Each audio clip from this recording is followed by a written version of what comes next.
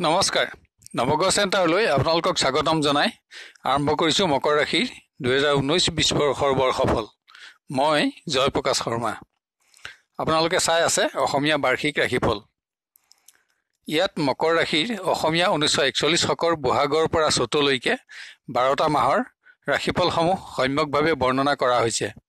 ৰাশিফলত উল্লেখিত শুভফলসমূহ উপভোগ কৰক আৰু সৌভাগ্য ধৰি ৰাখিবলৈ যত্নপৰ হওক আৰু বিভিন্ন দিশত হ'ব পৰা অশুভ ফলসমূহৰ প্ৰতি সতৰ্কতা অৱলম্বন কৰি আপোনাৰ এই বছৰটো সুস্থিৰ, সুন্দৰ আৰু মংগলময় কৰি গঢ়ি তোলক। ইয়াত মকৰ ৰাশিৰ 21, 22 আৰু 23 নক্ষত্ৰৰ অৰ্থাৎ উত্তৰাষাধা, শ্ৰৱণা আৰু ধনিষ্ঠা নক্ষত্ৰৰ ভ, জ, খ আৰু গ আদি 9টা আদ্যাক্ষৰত সাৰ্বজনীনভাৱে গণনা দিয়া হৈছে। এই বাৰ্ষিক দশাফলসমূহ ব্যক্তিৰ জন্মৰ দশাফলৰ লগত তথা অসম আৰু পশ্চিমীয়া ঠাইসমূহৰ লগত সামান্যতম তাৰতম্য হোৱাটো স্বাভাৱিক। ইয়াত নক্ষত্ৰ আৰু আদ্যাক্ষৰ অনুসৰি ৰাশিটোৰ গণনাহে দিয়া হৈছে। এতিয়া আহক আমি মকৰ ৰাশিৰ ব্যক্তিৰ শৰীৰ, স্বাস্থ্য, স্বভাৱ চৰিত্ৰ আদি সাধাৰণ ফলসমূহ জানি লওঁ। এই ৰাশিৰ জাতক সাধাৰণতে গৌৰ আৰু শ্যাম বৰ্ণৰ হয়। বাত পিত্ত দেহ, মৎস্য মাংসপ্ৰিয়, হস্ত দীৰ্ঘ, দেহ সুন্দৰ আৰু উজ্জ্বল, স্বচ্ছ বুদ্ধি, কেশ সুন্দৰ, আত্মগৰ্বী, ছিদ্ৰদেহী, ধাৰ্মিক, স্থিৰ বুদ্ধি, মধুৰভাষী, পৰকাৰ্যত ৰত, নিৰ্মোহ বস্ত্ৰ পৰিধান প্ৰিয়, অজীৰ্ণ ৰোগভুক্ত, বন্ধুপ্ৰিয়, দেৱদ্বিজ ভক্ত, শত্ৰুহাৰী, মানি, বিশাল হৃদয় কিন্তু ক্ৰোধী, গজকপাল, কৃষ্ণবৰ্ণ দাঁত, কঠিন দেহ, ৰক্তলোচন, অন্ধৰোগী, নিত্য ব্যৱসায়ী, সুৰসিক, অল্প আহাৰী, আচাৰবন্ত, দীৰ্ঘবন্ত, বৈৰাগ্যচিত্ত, শত্ৰুমৰ্দন আৰু নাশকাৰী, কথা পৰিহাসকাৰী, বহু কুটুম্ব আৰু শৃংগাৰপ্ৰিয় হয়। মকৰ ৰাশিৰ জাতিকা সাধাৰণতে মনোহাৰিণী, সৎগুণ আৰু প্ৰতিভক্তিযুক্তা, সকলোকে সহোদৰ জ্ঞান সম্পন্না, উদাৰতাময়ী, দানী, সত্যবাদিনী, শাস্ত্ৰ শ্ৰদ্ধাৱতী, লক্ষ্মীমতী আৰু পৰোপকাৰিণী, অন্নবস্ত্ৰ দানকাৰিণী, ধৰ্মকথা শ্ৰৱণপ্ৰিয়া, সৎব্যয়যুক্তা আৰু সম্ভোগযুক্তা হয়। মকৰ ৰাশিৰ জাতক জাতিকাৰ বাবে বগা আৰু কফি ৰং সদায় শুভ থাকে। 6, 3 আৰু 8 সংখ্যা প্ৰায় শুভ থাকিব। 2 আৰু 9 প্ৰায়ে অশুভ সংখ্যা। এতিয়া আমি মকৰ ৰাশিৰ অৰ্থাৎ 21, 22 আৰু 23 নক্ষত্ৰৰ এই বছৰ বৰ্ষচক্ৰ গণনাত কি আছে চাই লওঁ আহক। এই বছৰ 21, 22 আৰু 23 নক্ষত্ৰৰ চক্ৰে গৈছে। ফল দৰিদ্ৰতা, বেয়া, অৰ্থাৎ বছৰটোত পৰিশ্ৰম অধিক কিন্তু পৰিশ্ৰম অনুপাতে উপাৰ্জন কম আৰু উপাৰ্জন হোৱাখিনিৰো অধিক সংখ্যক হাতলৈ অহাৰ সম্ভাৱনা কম, পোৱাৰ আশা থাকিব। তাৰোপৰি বিভিন্ন দিশত অধিক ধনক্ষয়ৰ যোগ আছে। উপাৰ্জন থাকিলেও অৰ্থৰ নাটনি থাকিব। অন্যান্য বিষয় বিভিন্ন দিশত আশা আৰু প্ৰতিশ্ৰুতি অধিক থাকিব কিন্তু আশা পূৰণত বিলম্বৰ যোগ। উপাৰ্জনৰ বাবে নিম্ন পৰ্যায়ৰ কৰ্ম কৰিও বাঞ্ছিত সফলতাত দুখ আৰু হতাশা। বিভিন্ন কৰ্মত ব্যস্ততা অধিক থাকিব কিন্তু শেষত আশাভংগ। বহু কৰ্মৰ অসম্পূৰ্ণতাত দুখ আৰু চিন্তা থাকিব। সকলো বেয়া থাকিলেও বছৰটো মিশ্ৰ ফলদায়ক হ'ব। জন্মদশা অনুসৰি যাৰ ভাল দশা চলি আছে তেওঁলোকৰ শুভফলৰ মাত্ৰা কিছু পৰিমাণে বৃদ্ধি পাব। আপোনাৰ বৰ্ষচক্ৰৰ অশুভ দোষ খণ্ডনৰ নিমিত্তে ক'লা ৰঙৰ ছাতি, ক'লা কাপোৰ, ভোজনী, দক্ষিণাসহ সভক্তিৰে দৈৱজ্ঞ ব্ৰাহ্মণক দান দিলে অশুভ ফলৰ মাত্ৰা কমিব আৰু শুভ ফলৰ মাত্ৰা বাঢ়িব। আপোনাৰ আয় ব্যয় কিছু আশাব্যঞ্জক, অনুপাত 5 আৰু 2, স্থিতি 3।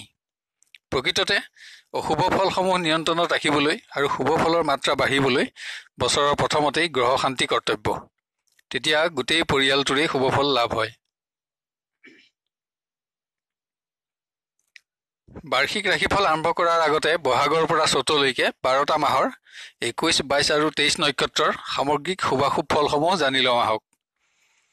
বহাগৰ পৰা আহিন মাহলৈকে ভ্ৰমণ, পৰিশ্ৰম বৃদ্ধি, নানা কৰ্মত ব্যস্ততা, বিভিন্ন শুভকৰ্ম তথা ধৰ্মীয় আৰু পুণ্যকৰ্ম, সৎবন্ধু লাভ, শত্ৰুনাশ, বিভিন্ন পৰিৱেশত মান সন্মান বৃদ্ধি, অৰ্থপ্ৰাপ্তি, শুভকৰ্মত ব্যয়, সম্পদ লাভ, নিবনুৱাৰ কৰ্মপ্ৰাপ্তি, ব্যয় বৃদ্ধি, অসৎ ব্যক্তিৰ প্ৰৰোচনাত ধনক্ষয়, উদাৰতা আৰু বদান্যতাৰ বাবেও ধনক্ষয়ৰ যোগ তথা স্বভাৱ আৰু চৰিত্ৰৰ সাময়িক পৰিৱৰ্তন প্ৰণয় লাভ আৰু বিবাহৰ যোগ।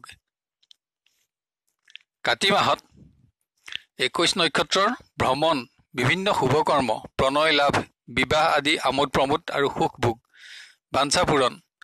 22 আৰু 23 নক্ষত্ৰৰ বন্ধু বিচ্ছেদ, বিবাদ, ৰাজভয়, প্ৰতিশ্ৰুতি আৰু বিশ্বাসভংগৰ দুখ, অসৎ ব্যক্তিৰ সংগ লাভ, অৰ্থৰ নাটনি, ঋণ বৃদ্ধি আদি অশুভ ফল লাভৰ দিন। আঘোণ মাহত 21 নক্ষত্ৰৰ আত্মীয়ৰ লগত সম্পত্তি আদিৰ বাবে বিবাদ, বন্ধু বিচ্ছেদ, অবাবত হোৱা দুঃসাহসৰ বাবে ৰাজভয়, অশুভ সংবাদ লাভ, আত্মীয়ৰ লগত বিচ্ছেদ তথা পাৰিবাৰিক অশুভ ফলৰ যোগ। 22 আৰু 23 নক্ষত্ৰৰ পৰিশ্ৰমৰ সাৰ্থকতাত আনন্দ, ৰাজপূজা আদি পুণ্যকৰ্ম, প্ৰণয়, বিবাহ আদি আৰু ধন ৰত্ন অলংকাৰ লাভ, সৎবন্ধু লাভ আদি। পুহ মাহত 21 আৰু 22 নক্ষত্ৰৰ বিশ্বাস, স্থান আৰু মান লাভ, ভ্ৰমণ, ব্যৱসায়ত মনোবাঞ্ছিত অৰ্থপ্ৰাপ্তি, ৰাজ সাহায্য লাভ, নতুন প্ৰণয়, বিবাহ আদি শুভকৰ্ম, কৰ্ম লাভ, প্ৰমোচন আদি শুভফল লাভৰ দিন। আৰু 23 নক্ষত্ৰৰ বিবাদ, মোকৰ্দমা, বিচ্ছেদ, ধনক্ষয়, আশাভংগ, ব্যৱসায়ত লোকচান, ৰাজভয়, বন্ধন ভয় আদিৰ অশুভ যোগ বিদ্যমান। মাঘৰ পৰা চ'ত মাহ পৰ্যন্ত পুনৰ বহু ভাল দিন পাব। ব্যৱসায়ত লাভ বৃদ্ধি, ভ্ৰমণত সফলতা, সামাজিক তথা ৰাজনৈতিক ক্ষেত্ৰত সন্মান লাভ, সৎবন্ধু বৃদ্ধি, সাধু ব্যক্তিৰ সংগ লাভ, অনাদায় ধনৰ আদায় প্ৰাপ্তি, নিবনুৱাৰ কৰ্মপ্ৰাপ্তি, কৰ্মত প্ৰমোচন, বিদ্যাৰ্থীৰ বাঞ্ছা পূৰণ আদি নানা শুভফল লাভ হ'ব। এই বছৰ আপোনাৰ বিভিন্ন দিশত পৰিশ্ৰম আৰু ব্যস্ততা বৃদ্ধিৰ যোগ আছে। সন্তুষ্টিৰ মাত্ৰা কম হ'লেও সফলতা থাকিব। মাথো এলাহ অৱসাদ ত্যাগ কৰি কিঞ্চিত সচেষ্ট হোৱা উচিত। এতিয়া 2019-20 বৰ্ষৰ অসমীয়া 1941 শকৰ বছৰটো সামগ্ৰিকভাৱে আপোনাৰ কেনে হ'ব চাওঁ আহক। এইখিনিতে এটা কথা আপোনাক জনোৱা উচিত হ'ব যে প্ৰত্যেক ৰাশিৰেই 12টাকৈ লগ্ন থাকে। ৰাশি আৰু লগ্ন অনুসৰি ভাৱসমূহৰ সামান্যতম তাৰতম্য হোৱাটো স্বাভাৱিক। তাৰোপৰি জন্মৰ দশাফলেও বাৰ্ষিক ৰাশিফলত প্ৰভাৱ পেলায়। মকৰ ৰাশিৰ জাতক জাতিকাৰ এই বছৰ স্বাস্থ্যভাৱত স্নায়ু, ৰক্তজনিত ৰোগ, উচ্চ ৰক্তচাপ বা নিম্ন ৰক্তচাপ আদি, যান বাহন, অস্ত্ৰ, খুন্দা খোৱা আদিৰ সাধাৰণ আঘাত, পুৰণা ৰোগ বৃদ্ধি, হৃদৰোগ, অজীৰ্ণতা, চকু দাঁতৰ অশান্তি বৃদ্ধি প্ৰভৃতি ৰোগৰ বাবে অধিক ধনক্ষয় তথা সঞ্চিত ধনক্ষয়ৰ যোগ দেখা যায়। সু ডাক্তৰৰ লগত পৰামৰ্শ নকৰাকৈ নিজাকৈ চিকিৎসা কৰিলে চিকিৎসা বিভ্ৰাটৰ আশংকাও দেখা যায়। শাৰীৰিক অসুস্থতা আৰু দুৰ্ঘটনা আদিৰ বাবে আগতীয়া প্ৰতিবিধান গ্ৰহণ কৰিলে বাঞ্ছিত সুখ আনন্দ বৃদ্ধি পাব। শনিবাৰ পালন অপৰিহাৰ্য। বিদ্যাৰ্থীৰ শিক্ষাৰ ক্ষেত্ৰত সাময়িক শাৰীৰিক অসুস্থতাৰ বাবে বিদ্যাৰ উন্নতিত ব্যাঘাত হোৱাৰ সম্ভাৱনা দেখা যায়। যদিও প্ৰবাসী, কলা আৰু গৱেষণাৰ শিক্ষাৰ্থীৰ অধিক শুভফল লাভ হ'ব আৰু মনোবাঞ্ছা সিদ্ধিত আনন্দিত হ'ব পাৰিব। গীত, নৃত্য, বাদ্য, নাট্যৰ লগত সম্পৰ্কিত শিক্ষাৰ্থী তথা চিকিৎসা বিষয়ৰ শিক্ষাৰ্থীৰো শুভফল লাভ হ'ব। কৃতকাৰ্যতা থাকিব। কিন্তু জেঠ মাহৰ মাজভাগৰ পৰা আহিন মাহলৈকে এলাহ, অৱহেলা, অধিক নিদ্ৰা তথা অমনোযোগিতাৰ বাবে বিদ্যাহানি যোগ আৰু আশাভংগ হোৱাৰ পৰা সাৱধান হোৱা উচিত। পুনৰ ফাগুন আৰু চ'ত মাহ অশুভ।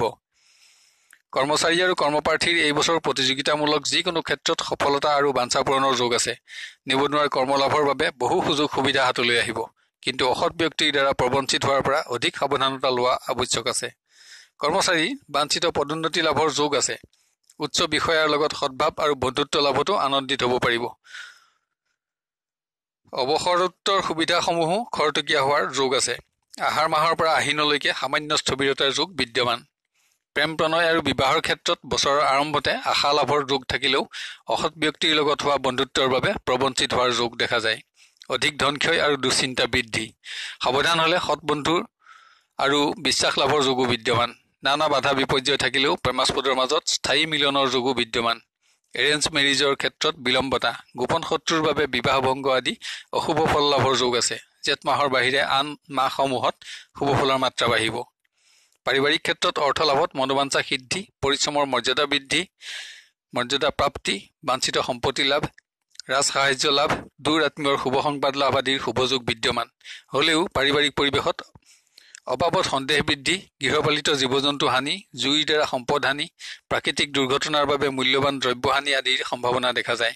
গোটেই বছৰটোতে অৰ্থাগম অব্যাহত থাকিলেও অৰ্থাভাৱো অব্যাহত থাকিব। ব্যৱসায় বাণিজ্যৰ ক্ষেত্ৰত এই বছৰ আপোনাৰ বাবে যৌথ ব্যৱসায় অতি উত্তম। ছাপ্লাই, আমদানি ৰপ্তানি, মনোহাৰী সামগ্ৰী, ৰত্ন অলংকাৰ, পানীৰ লগত সংযুক্ত নিচাযুক্ত দ্ৰব্য, তৈয়াৰী বস্ত্ৰ আদিৰ ব্যৱসায়ত অধিক লাভৱান হ'ব। ভ্ৰমণৰ জৰিয়তেও ব্যৱসায়ত উন্নতিৰ যোগ আছে। কিন্তু ব্যৱসায় প্ৰতিষ্ঠানত জুই তথা প্ৰাকৃতিক দুৰ্যোগৰ জৰিয়তে ক্ষতি হোৱাৰ পৰা সাৱধানতা লোৱা আৱশ্যক আছে। দৈহিক অসুস্থতাৰ বাবেও উপাৰ্জন কমিব। জোতা চেণ্ডেলৰ ব্যৱসায়, লোহাৰ সামগ্ৰী, কয়লা, কাঠ আদিতো সুফল লাভৰ যোগ আছে। মাঘ আৰু ফাগুন মাহত ব্যৱসায়ত উপাৰ্জন হ্ৰাস হোৱাৰ পৰা তথা স্থবিৰতাৰ পৰা সাৱধানতা লোৱা আৱশ্যক। ব্যৱসায়ত হ'বলগা অশুভ ফল নাশৰ বাবে হনুমান মন্দিৰ দৰ্শন, ভক্তি অৰ্চনা আদি অব্যাহত ৰাখিলে অশুভ ফলৰ মাত্ৰা কমিব। শেষত আমাৰ নৱগ্ৰহ চেণ্টাৰ চেনেলটো এতিয়াও যদি ছাবস্ক্ৰাইব কৰা নাই তেন্তে ছাবস্ক্ৰাইব কৰি ৰাখক আৰু নটিফিকেশ্যন বেলটো টিপক, যাতে আমাৰ প্ৰতিদিনৰ ভিডিঅ'সমূহ আপোনাৰ প্ৰথমতে আৰু সহজতে উপলব্ধ হয়। ধন্যবাদ। ভিডিঅ'টো লাইক কৰি আমাৰ পৰৱৰ্তী ৰাশিফলসমূহ আৰু উন্নত পৰ্যায়ত পাবলৈ আমাক অনুপ্ৰাণিত কৰক। শেষত পুনৰ আপোনাৰ আগন্তুক বছৰটোত সকলো অশুভ দুখ নাশ হৈ সুখ, সমৃদ্ধি আৰু আনন্দেৰে ভৰপূৰ হোৱাৰ কামনা কৰিলোঁ। আপুনি সুখী আৰু সমৃদ্ধিশালী হওক আৰু দীৰ্ঘ জীৱন লাভ কৰক। ধন্যবাদ।